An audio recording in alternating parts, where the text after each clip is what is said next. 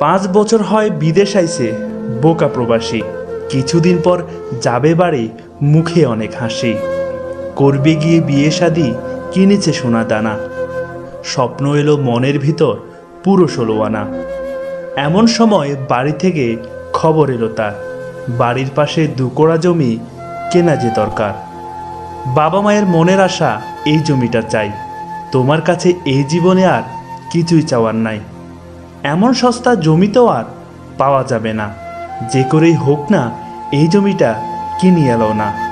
ছেলে বলে কয়েকদিন পর বাড়ি আসতে চাই, এই মুহূর্তে কেমন করে জমি কেনা যায়। প্রিয়জনের মুখ থেকে ঠিক তখনই শোনা যায়, এবছর বাড়ি না আসলে তেমন সমস্যা তো নাই, কষ্ট করে ধৈর্য ধরে আরেক বছর থাকো, বা হয়নি যাওয়া আর।